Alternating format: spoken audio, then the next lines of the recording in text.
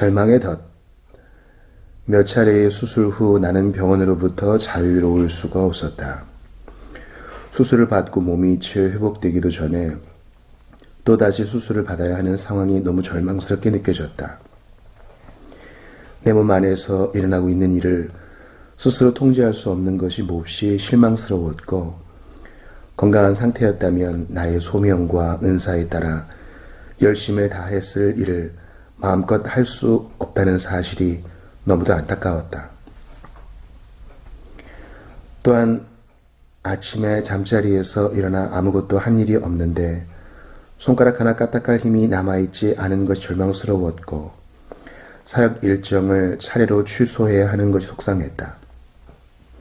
하나님이 무엇을 하고 계시고 또 이와 같은 시련을 주시는 이유가 무엇인지 도통 이해할 수 없는 것이 참으로 서글펐다. 고난당하는 사람이라면 누구나 이런저런 방식으로 절망감을 느낀다. 절망감은 이미 겪고 있는 고난의 짐을 더욱 무겁게 만든다. 육체의 질병, 손실, 배신 등 불행한 일이 닥치는 고난의 저변에는 강력하고 위험한 무엇인가가 도사리고 있다. 즉, 고난당하는 사람의 마음 속에서는 영적 싸움이 벌어지고 있다. 이것이 내가 지금까지 설명한 것이다. 이 싸움은 우리의 마음을 장악하기 위한 싸움이다. 우리의 마음을 지배하는 것이 우리가 삶을 바라보는 방식과 마음의 소원에 영향을 미치고 우리의 말과 행동을 규정한다. 고난을 당할 때 두려움을 느끼는 것은 자연스러운 현상이지만 그 두려움이 마음을 지배하는 것은 매우 위험하고 파괴적인 결과를 낳는다. 원하지 않는 일이나 뜻하지 않은 어려움이 발생했을 때 의심이 생기는 것은 정상이다. 그러나 하나님에 대한 의심이 마음을 지배하고 삶의 방향을 결정짓기 시작하면 큰 위험이 초래될 수 있다. 고난을 당할 때 울타리 너머를 바라보면 이웃처럼 형통한 삶을 살고픈 심정을 느끼는 것은 자연스러운 일이지만 시기심이 가득한 마음을 안고 사는 것은 심각한 문제다. 고난은 절망감을 느끼게 만들지만 그런 중에도 우리는 그것이 고난당하는 사람 모두의 마음속에서 일어나는 영적 싸움의 주된 측면 중 하나라는 사실을 이해해야 한다. 문제는 절망감을 느끼느냐 아니냐가 아니라 그것이 우리에게 어떤 영향을 미치느냐다. 다시 말해 문제는 우리 자신, 하나님, 다른 사람들, 우리의 현재, 우리의 잠재적 가능성, 우리의 미래, 하나님의 약속과 보살핌 같은 것에 대한 우리의 관점이 절망감으로 서서히 지배되어 가고 있는지 여부다. 주올해는 내 사무실을 향해 힘겹게 걸음을 옮겼다. 그녀의 뒤에서 걷고 있던 나는 그녀가 완전히 패배한 사람처럼 걷고 있다는 생각이 들었다. 그녀는 마치 몸을 질질 끌고 가는 것처럼 겨우겨우 한 걸음씩 떼어 놓았다. 사무실에 들어온 그녀는 소파에 털썩 주저앉았다. 앉은 자세가 나쁜 것이 아니라 아무런 자세도 취하지 않은 듯 보였다. 마치 물체 하나가 소파 구석에 놓여 있는 것 같았다. 그녀는 고개를 앞으로 푹 숙였다. 그녀의 눈은 아마도 꼭 감겨 있을 거라는 생각이 들었다. 내가 그녀를 찾아갔을 때도 그녀는 인사조차 하지 않았고 내 질문에도 아무런 반응을 보이지 않았다. 영락없이 절망한 사람의 몰골이었다. 조리는 그곳에 앉아 더듬거리는 말투로 내 질문에 조용히 대답했다. 울음을 터뜨리지는 않았다. 너무나 절망스러운 나머지 더 이상 울 기운조차 없는 듯했다. 그녀는 나와의 대화가 유익할 것이라는 희망도 품지 않았다. 그녀가 내 사무실에 온 이유는 단지 나를 만나 보라고 권했던 사람들이 귀찮았기 때문이었다. 아침에 일어나 무슨 일을 하는 것이 자신의 인생을 바꿀 수 있을 것이라고 생각하지 않았기 때문에 도무지 침대에서 일어나려 하지 않았다. 다만 내 사무실에 오기 위해 오랜만에 어쩔 수 없이 옷을 차려입었다.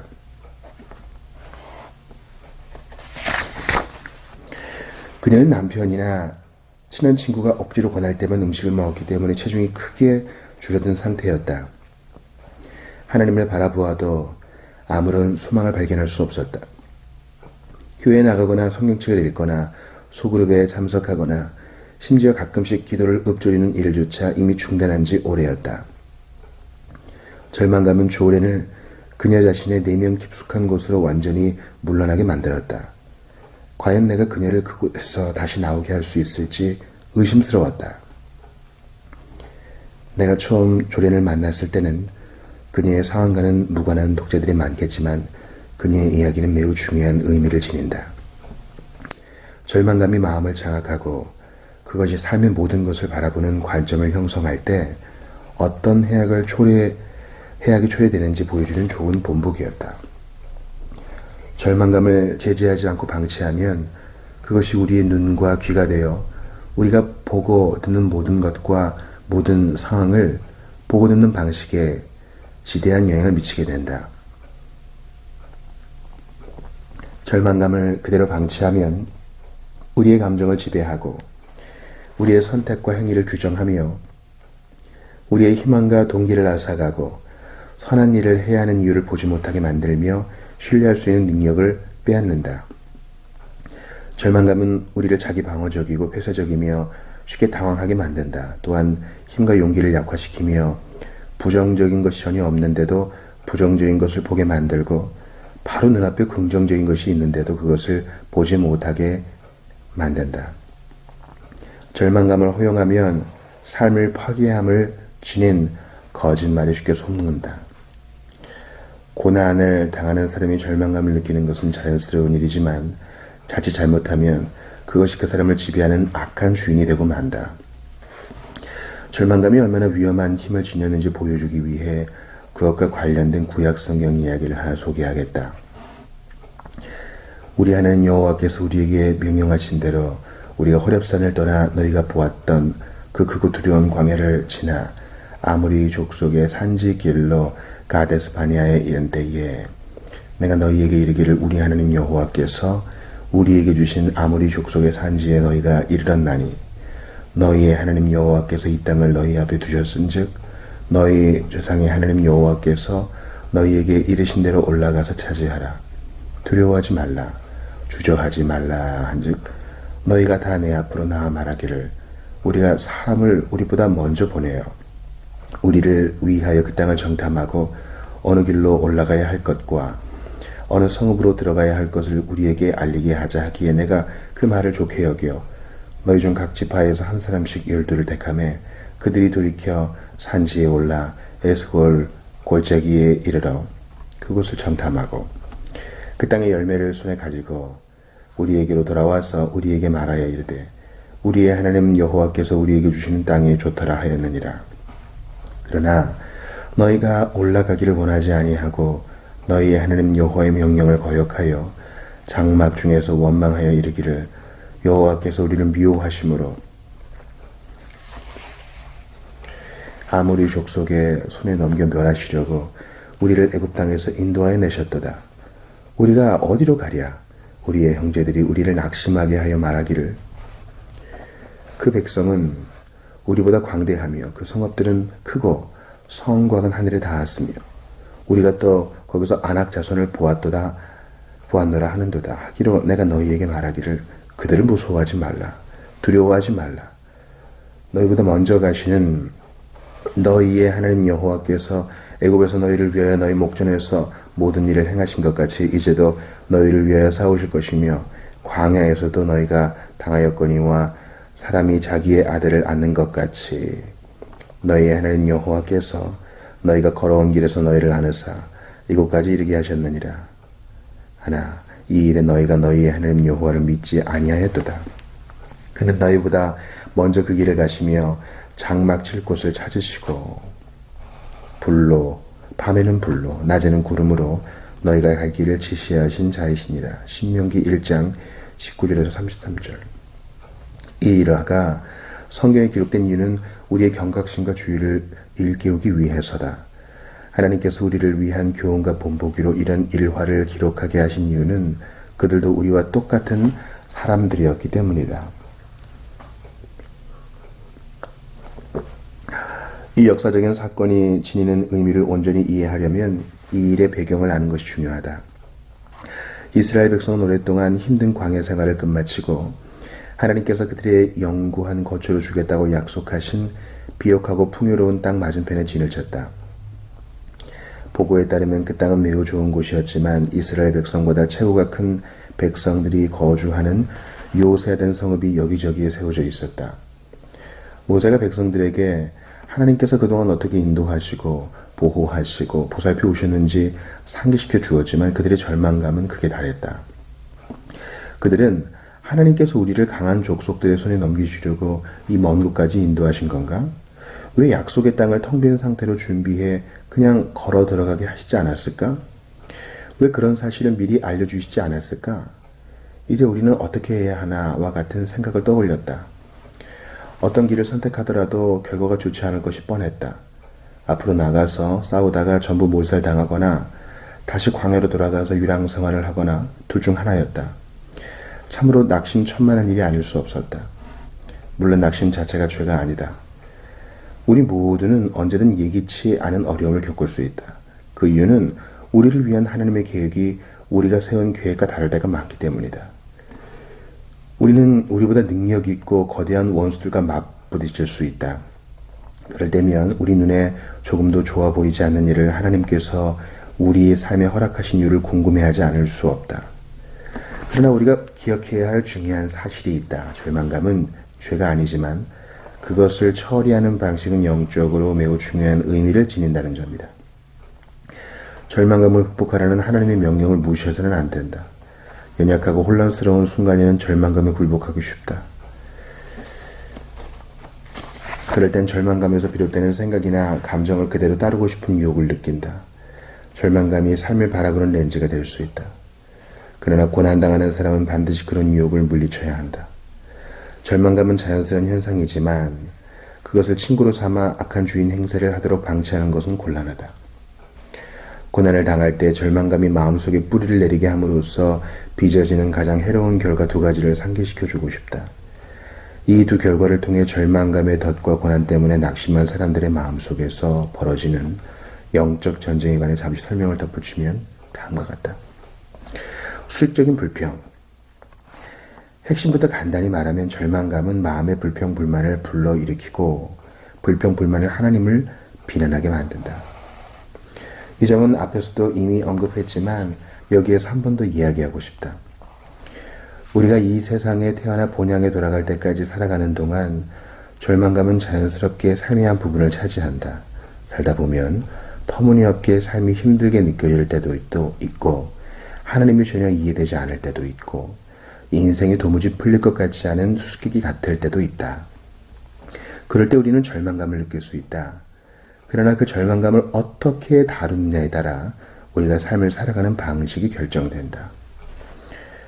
절망감이 뿌리를 내리고 삶을 바라보는 렌즈가 되어 삶에 대한 여러 전제와 우리의 신학을 형성하면 불평을 쏟아내는 경향이 나타나기 시작한다. 절망감이 만성화된 사람들은 옳은 것보다 그른 것을 더 많이 보게 된다.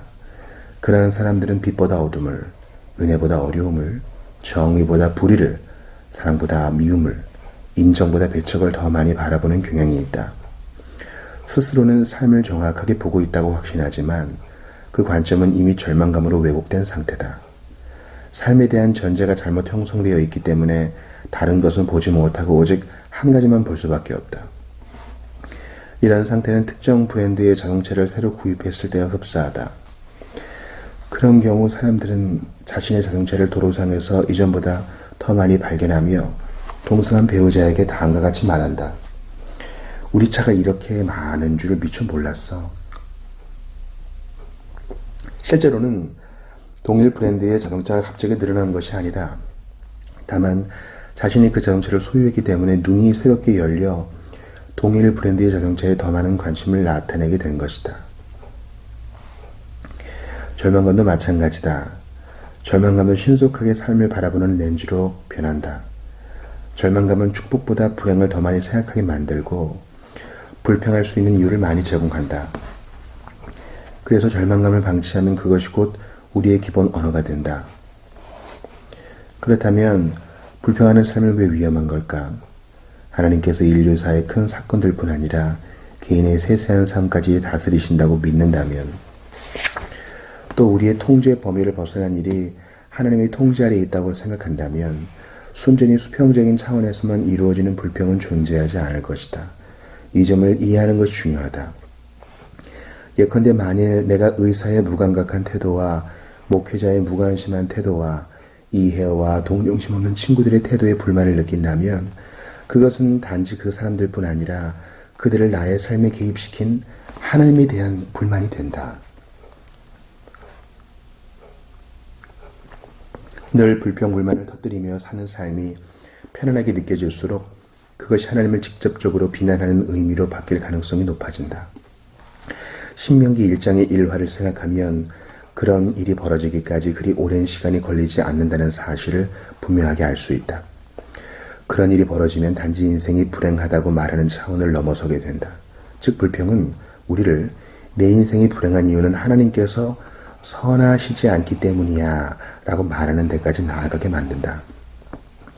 졸렌이 말한 하나님은 성경의 하나님이 아니라 냉담하고 무관심하고 뭘 인정한 존재였다.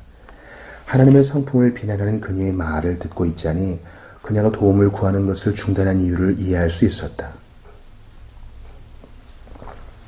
여호와께서 우리를 미워하심으로 아모리 족속의 손에 넘겨 멸하시려고 우리를 애굽 땅에서 인도하여 내셨도다. 신명기 1장 27절.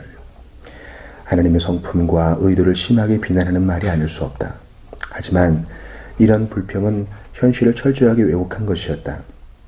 고난을 겪고 있고 고난 때문에 낙심이 되어 찬양보다 불평을 더 많이 한다면 삶에 대한 자신의 관점이 정확하거나 논리적이지 않다는 사실을 기억해야 한다. 불평이 우리의 관점에 영향을 미치면 현실과 현실을 다스리시는 하나님에 대한 인식이 뒤틀리고 삐뚤어지게 된다. 따라서 그리스도의 몸인 교회는 성경의 진리를 바르게 가르쳐 고난당하는 사람들이 삶을 바라보는 관점을 사랑으로 바로잡아 주어야 한다. 우리 자신이 상황을 분명하게 인식하지 못하고 삶에 대한 우리의 전제가 부정확할 수 있지만 그렇다고 해서 하나님까지도 마치 그러신 것처럼 생각하는 것은 곤란하다. 물론 나도 그런 갈등을 똑같이 겪었기 때문에 그렇게 하기가 어렵다는 것을 잘 안다. 그러나 우리는 절망감을 느끼는 중에도 개방적이고 소통 가능한 상태를 유지해야 한다. 무엇보다 상황을 바라보는 우리의 관점을 다른 사람들이 받아들여야 한다고 고집하면 그들로부터 우리에게 필요한 도움을 얻기가 어렵다. 도움을 얻으려면 우리가 먼저 다른 사람들에게 기꺼이 마음을 열고 그들이 하는 말에 귀를 기울여야 한다. 따라서 이스라엘 백성의 태도는 잘못되었다. 그들의 관점은 낙심으로 왜곡되었다. 그들의 절망감은 하나님과 지도자들에 대한 그들의 태도에 영향을 미쳤다. 절망감이 수직적인 불평으로 바뀌면 마음과 태도에 영향을 미쳐 이미 겪고 있는 고난으로 인한 어려움이 한층 더 증대된다. 그럴 땐 자기의 방어 체계를 허물고 마음을 열어야 한다. 고난을 당하면 삶이나 다른 사람이나 하나님을 더 이상 정확하게 보지 못할 가능성이 매우 높다는 것을 기억해야 한다. 도덕적인 마비. 절망감에서 비롯되는 미묘하면서도 실질적인 영향력을 지닌 강력한 결과가 하나 더 있다. 먼저 찬양보다는 불평이 더 쉽다는 것을 겸손히 인정하는 것이 중요하다. 우리는 지금까지 우리가 누려왔고 또 지금도 누리고 있는 축복을 인정하고 감사하기보다 우리 삶에 없는 것이나 잘못된 것에 관심을 기울이기 쉽다. 우리가 그렇게 하는 이유 중 하나는 바로 죄다. 죄가 우리 안에 거하는 한 우리는 이기심으로 늘 갈등을 겪을 수밖에 없다. 스스로를 의롭게 여기는 성향과 이기심 때문에 우리는 우리 자신이 보상을 받을 자격과 권리가 있다고 생각한다. 이런 이기심은 삶이 우리를 중심으로 돌아가기 원하는 태도, 곧 우리의 행복과 안위를 가장 중요하게 생각하고 모든 것을 우리 뜻대로 하려는 태도를 부추긴다.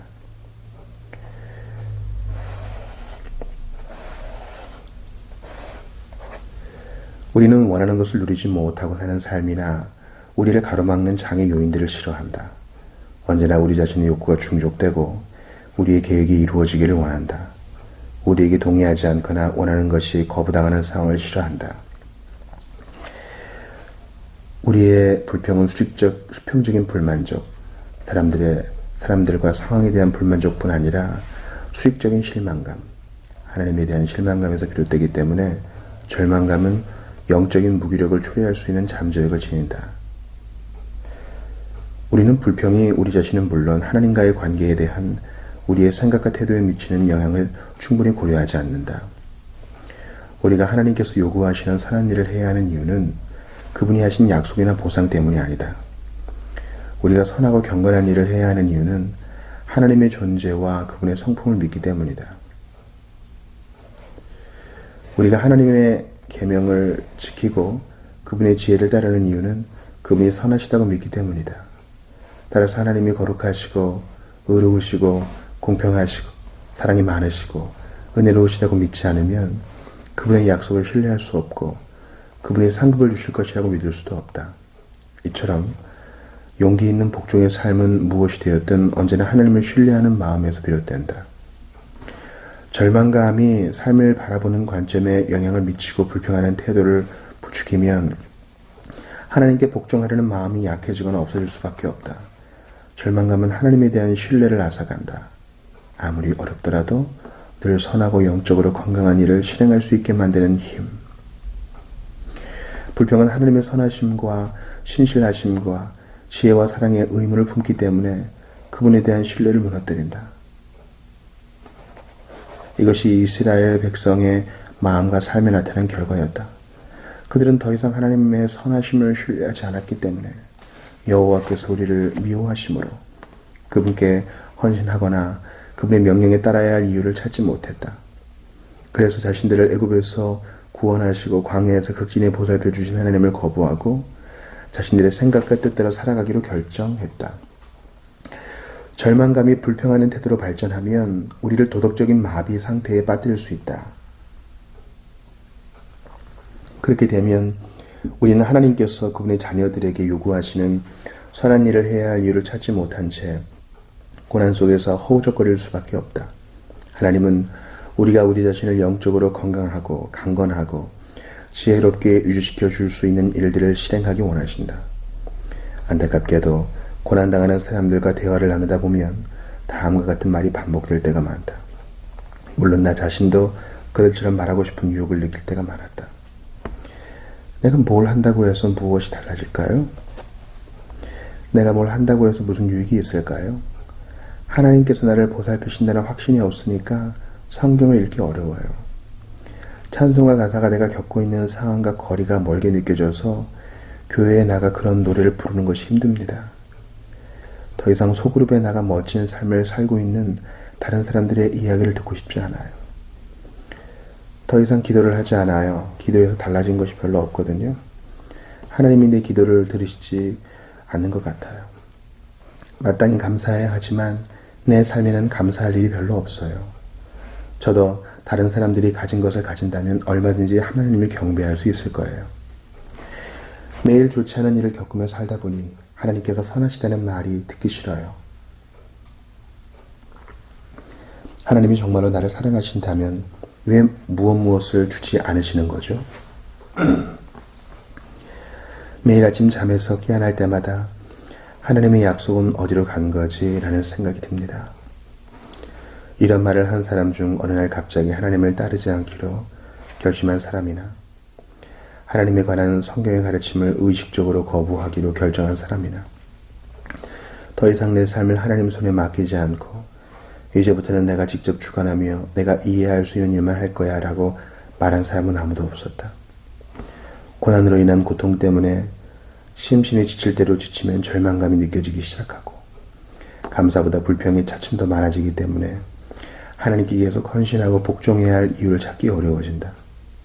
그 결과 이미 겪은 어려움 외에도 하나님이 우리를 사랑하기 때문에 요구하시는 선한 일을 더 이상 실행하지 않는 잘못까지 더해지게 된다.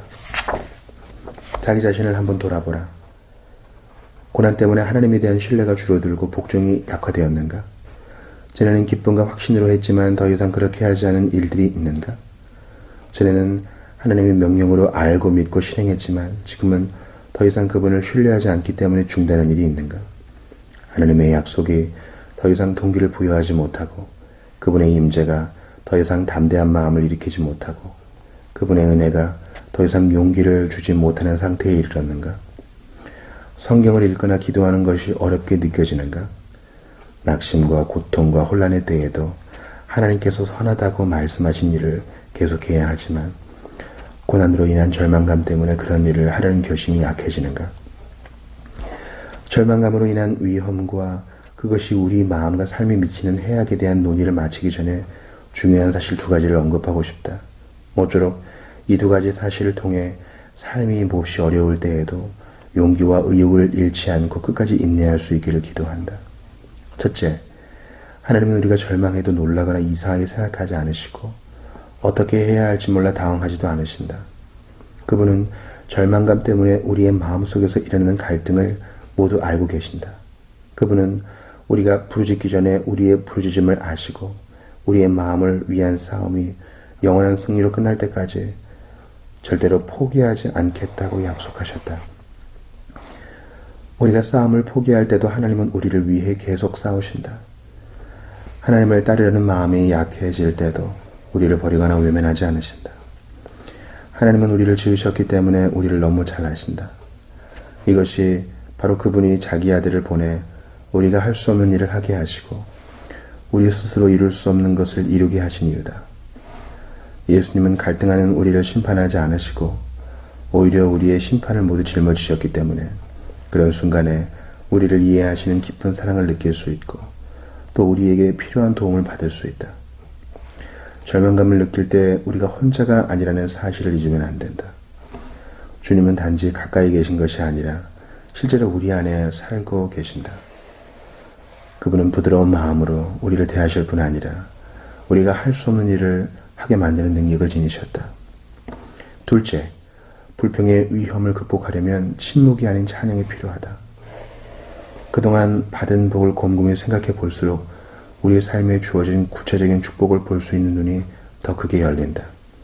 하나님께서 과거에 주신 많은 선물을 세어볼수록 현재 누리고 있는 그분의 선물이 더 많이 생각나게 된다. 하나님의 임재와 능력과 사랑과 보살핌을 느낄 수 있는 증거들을 볼 수 있게 도와달라고 기도하라. 어려움을 당하는 중에도 우리가 누리는 좋은 것들을 생각하라. 며칠에 한 번이라도 감사할 수 있는 일, 곧 우리 스스로의 힘으로는 할 수 없었다고 생각되는 일들을 신앙 일지에 기록하라. 마음에 감사가 가득할수록 불평이 들어설 여지가 좁아진다. 하나님을 더 많이 경배할수록 그분을 비난하고 싶은 유혹이 줄어든다. 아무리 힘든 하루를 보내더라도 감사한 일과 그런 일을 내게 허락하신 하나님의 사랑을 찬양할 수 있는 이유를 얼마든지 발견할 수 있다.